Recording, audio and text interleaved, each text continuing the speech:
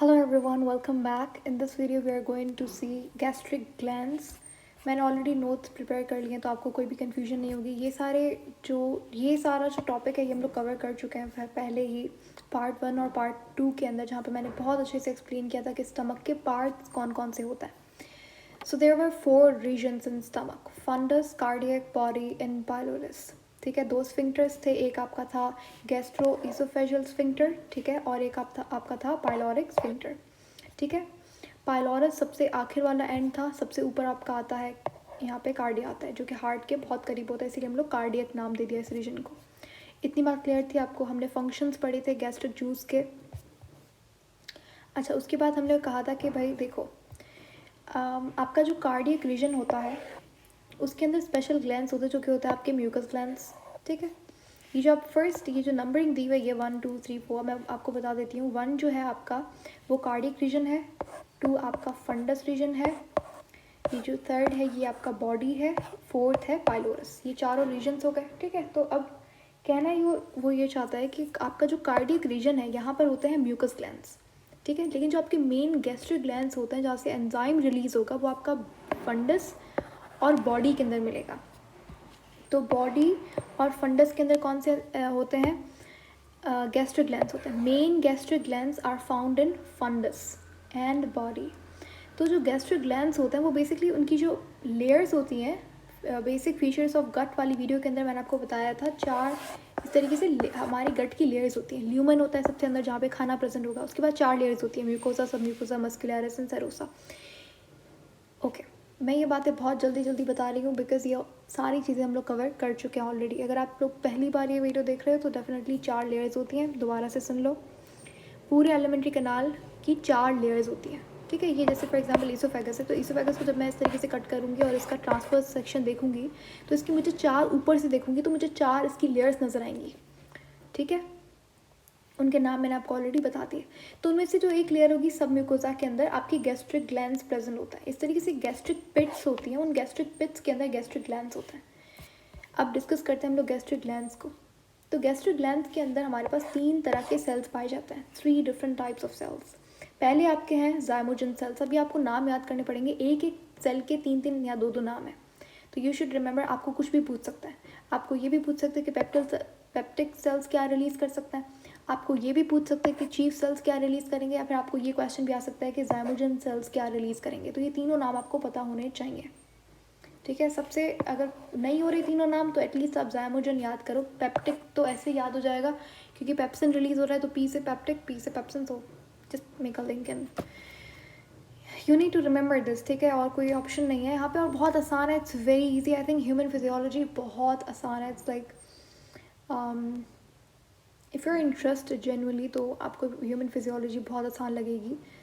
ठीक है, जब आप किंगडम एनिमल या फिर किंगडम प्लांटी जैसे चैप्टर्स, खतरनाक चैप्टर्स पढ़ लेते हो तो फिर ये चैप्टर्स बहुत आसान लगता है। Okay, coming back to the topic. 3 तरीके के सेल्स होते हैं। पहला आपका है जाइमोजन सेल्स। क्या होता है? जाइमोजन सेल्स, जिनका 2 और नाम है, पेप्टिक सेल्स या फिर चीफ सेल्स। ये लोग क्या करते हैं? ये एक एंजाइम रिलीज करते हैं जिसका नाम है पेप्सिनोजन। ठीक है, जिसका क्या नाम है? पेप्सिनोजन। अभी जो पेप्सिनोजन है ये इनएक्टिव फॉर्म में होता है। पेप्सिन यानी कि किसको डाइजेस्ट कर रहा है? ये प्रोटीन्स को डाइजेस्ट करेगा, लेकिन ये जब रिलीज होता है तो ये इनएक्टिव फॉर्म के अंदर रिलीज होता है।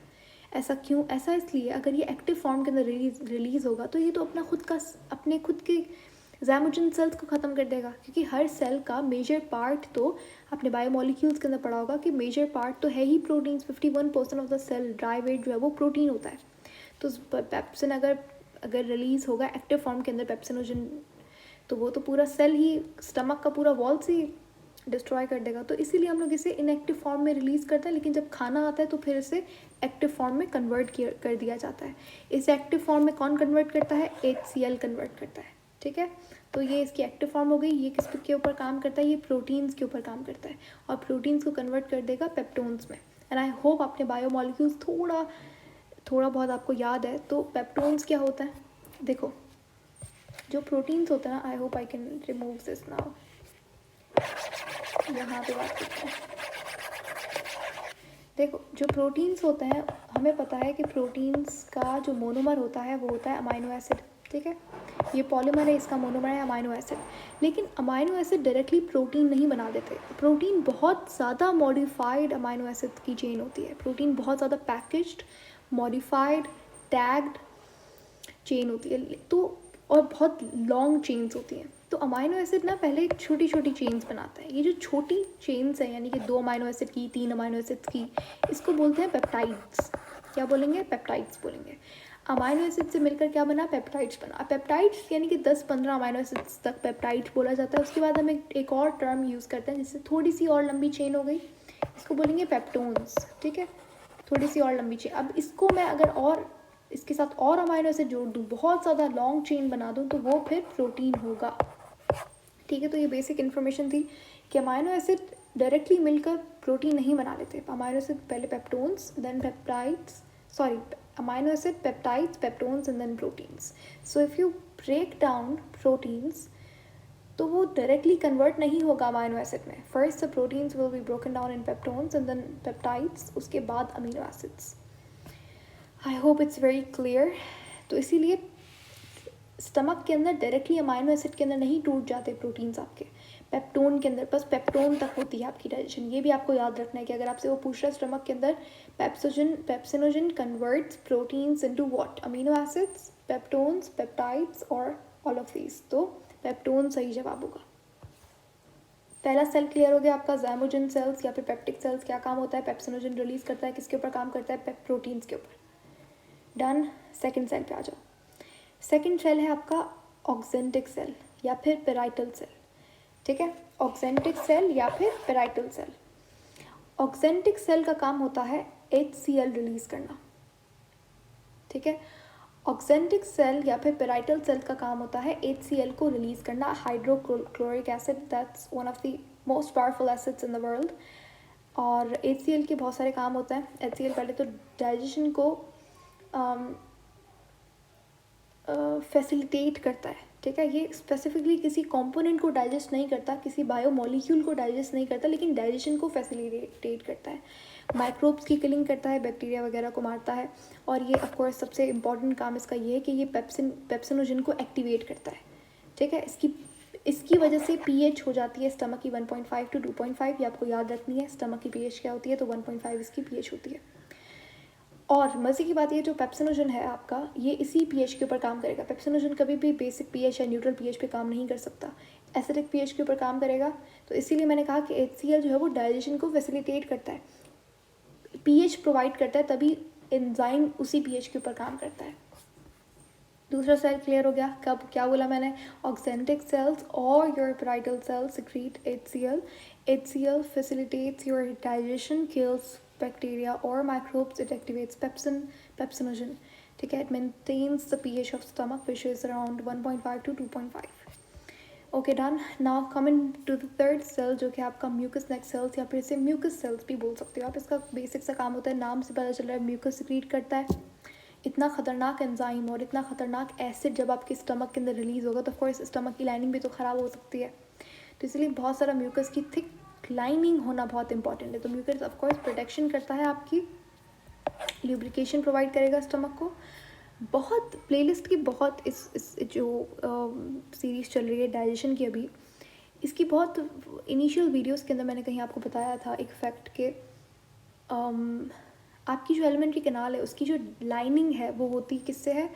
वो स्ट्रेटिफाइड एपिथेलियल टिश्यू से होती है, स्ट्रेटिफाइड एपिथेलियम होती है, चाहे वो माउथ के अंदर की लाइनिंग हो, एलिमेंट्री कैनाल के अंदर की लाइनिंग हो। और इंटरेस्टिंग फैक्ट ये है कि जो ये स्ट्रेटिफाइड एपिथेलियम है, ये 24 आवर्स के अंदर रीन्यू होती है, यानी कि पुरानी वाली शेड ऑफ हो जाती है और फिर नई वाली आती है। तो इसीलिए ये भी आपको पता होना चाहिए। अच्छा, अब मैं यहाँ पे कुछ MCQs रिलेटेड इंपॉर्टेंट पॉइंट्स बता रही हूँ। These are the things that you need to remember for your examinations. या आपको ऑब्जेक्टिव टाइप्स के अंदर ये क्वेश्चंस 100% आ सकते हैं स्टमक वाले टॉपिक में। सबसे पहले तो ये जो सारी सिक्रीशंस हैं गैस्ट्रिक ग्लैंड की, इसके लिए हम लोग एक वर्ड यूज़ करते हैं गैस्ट्रिक जूस का। समझ आ गया? ठीक है। अच्छा, स्टमक में जब खाना डाइजेस्ट हो जाता है तो उसके लिए हम लोग तो एक पेस्ट बन जाती है, उस पेस्ट को हम लोग बोलते हैं काइम। इसे कंफ्यूज नहीं करना काइल से, क्योंकि काइल एक दूसरी चीज़ होती है। काइल स्मॉल इंटेस्टाइन के अंदर आप पढ़ोगे, जब एब्जॉर्प्शन होती है तो लिम्फ के अंदर फैट एब्जॉर्ब होता है, तो वो जो फैट होता है वो फैट को हम लोग काइल बोलते हैं। तो वो काइल है, ये काइम है। तो स्टमक वाला क्या है, काइम। कैसे याद करोगे, ये एम है, यहाँ इसमें भी एम आता है और स्टमक में भी एम आता है, तो काइम जो है वो स्टमक से रिलेटेड है। और ये काइम जाता है फिर ड्यूडेनम के अंदर, जो कि फर्स्ट पार्ट है स्मॉल इंटेस्टाइन का। ठीक है। अच्छा, मैं आपसे कहूँ कि स्टमक का सबसे लार्जेस्ट पार्ट कौन सा है? बॉडी, फंडस, पाइलोरस, कौन सा है? तो आपका आंसर होना चाहिए क्या? Your answer should be body. Stomach की शेप क्या होती है? It's C shaped. ठीक है, सी शेप्ड। आपने कुछ और नहीं लगाना, जे शेप्ड वगैरह। स्टमक जो है वो सी शेप्ड होता है। अगर मैं आपसे स्पेसिफिकली पूछूं बॉडी, ये जो बॉडी रीजन है स्टमक का, ये कौन सी शेप का होता है, तो दिस इज जे शेप्ड। ठीक है, बॉडी की 2 बातें आपको याद रखनी है, 3 बातें, एक और मैंने नीचे ये लिखी है कि बॉडी को हम लोग कॉर्पस भी बोलते हैं। ठीक है, तो सबसे लार्जेस्ट पार्ट स्टमक का कौन सा होता है? बॉडी होता है। Body is also known as corpus, it's J shape, while stomach overall अगर आपसे पूछे तो इट्स सी शेप्ड। क्लियर? अच्छा, esophageal sphincter opens is in, okay, esophageal sphincter opens in what region of stomach? Cardia, fundus, body or pylorus? esophageal sphincter कहाँ था? Okay, यहाँ पे ये रहा, यहाँ पे होता है esophageal sphincter। ठीक है, तो esophageal sphincter कौन से पार्ट में होता है? what is this part? this is your cardia। तो esophageal sphincter opens in cardia, cardiac region of stomach। Okay, हम लोग एक वर्ड यूज़ करते हैं, हार्ट बर्न। हार्ट बर्न का मतलब ये नहीं होता कि दिल जल रहा है, it literally means that something is wrong with your stomach. तो चाहे इसमें हार्ट आ रहा है लेकिन इट्स रिलेटेड टू स्टमक। देखो, आपका जो कार्डियक रीजन है वो बहुत करीब होता है हार्ट के। तो जब आप बहुत ज़्यादा खाना खा लेते हो और HCl की प्रोडक्शन ज़्यादा हो जाती है, ब्लड का अपना, नॉट ब्लड, सॉरी, स्टमक का pH बहुत ज़्यादा एसिडिक हो जाता है, तो जिसकी वजह से स्टमक के अंदर जलन होती है। दैट्स एसिडिटी एज वेल, जिसको आप एसिडिटी बुलाते हो। तो जो स्टमक के अंदर बर्न होता है वो हार्ट को भी फील होता है, बिकॉज आपका जो कार्डियक रीजन है स्टमक का वो बहुत करीब होता है हार्ट के, तो इसलिए आपको लगता है कि दिल के अंदर जलन हो रही है, पर in fact the reality is कि वो जो बर्निंग सेंसेशन है वो आपके स्टमक में हो रही है।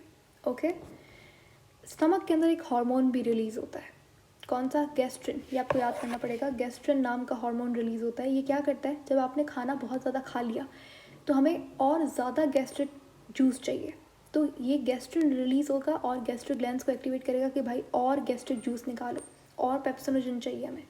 क्लियर हो गया? अच्छा, स्टमक के अंदर एक एंजाइम रिलीज़ होता है पेप्सिन, लेकिन बच्चों के अंदर एक और एंजाइम रिलीज़ होता है स्टमक के अंदर, जिसे हम लोग कहते हैं रेनिन। रेनिन का काम होता है मिल्क के अंदर, देखो मिल्क के अंदर एक प्रोटीन पाया जाता है जिसे हम लोग मिल्क प्रोटीन बोलते हैं, उसका नाम होता है कैसीन। कैसीन, ठीक है, ये मिल्क के अंदर प्रोटीन पाए जाते हैं। आपको ये प्रोटीन आपको याद होना चाहिए कि मिल्क शुगर क्या होती है, लैक्टोज होती है, मिल्क प्रोटीन क्या होता है, कैसीन होता है।